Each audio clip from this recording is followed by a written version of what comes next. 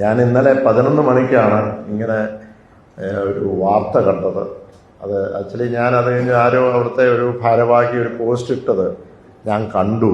പക്ഷെ എൻ്റെ മനസ്സ് തീർച്ചയായിട്ടും വലിയൊരു വേദന ഉണ്ടാക്കുന്നത്. കാരണം അത്രയും അതുപോലുള്ള ആരാണെങ്കിലും അന്തരിച്ചതിന് ശേഷം അത്രയും അപമാനിക്കുന്ന രീതിയിൽ ഒരു ആക്ട് ചെയ്യാൻ പാടില്ല എന്ന് ഞാൻ പൂർണ്ണമായിട്ട് കരുതുകയാണ്. ഏതൊക്കെയാലും ഞാൻ ആദ്യമേ വിളിച്ചത് ചാണ്ടി ഉമ്മനെ തന്നെ ഞാൻ നേരിട്ട് ഫോണിൽ വിളിച്ചു.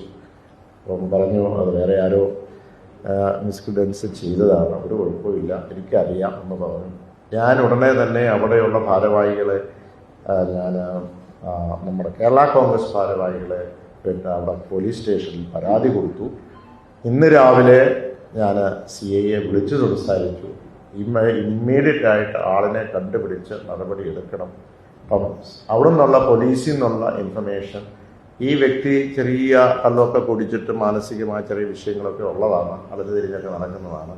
അവിടെ ചെന്ന് അവിടെ വൈദികരുടെ കാറിൻ്റെ നമ്പർ പ്ലേറ്റ് വളയ്ക്കുകയോ തിരിക്കുകയോ ഒക്കെ ചെയ്തു. അതിനുശേഷം ഇങ്ങനെ ഇട്ടിട്ട് പോയാണ്. ഏതായാലും CCTV വളരെ ക്ലിയറാണ് എന്ന് വളരെ കൃത്യമായിട്ട് കണ്ടു.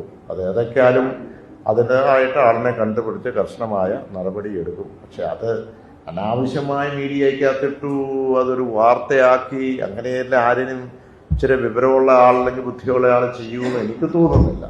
പിന്നെ ഇതിൻ്റെ ഇടയ്ക്ക് ഇങ്ങനെ ഒരു സംഭവം നടന്നു ഉടനെ തന്നെ പുരകത്തി അന്തരത്തിന് വാഴ വെട്ടാൻ പോകുന്നു പറഞ്ഞ പോലെ അങ്ങനെ കിടന്ന് ഇങ്ങനെ വാർത്തകൾ ഉണ്ടാക്കിയെടുക്കേണ്ട കാര്യം നമുക്ക് എല്ലാവർക്കും വേദനയുള്ള ഒരു കാര്യമാണ്. അത് വളരെ മനസ്സിന് വലിയ വേദനയാണ്.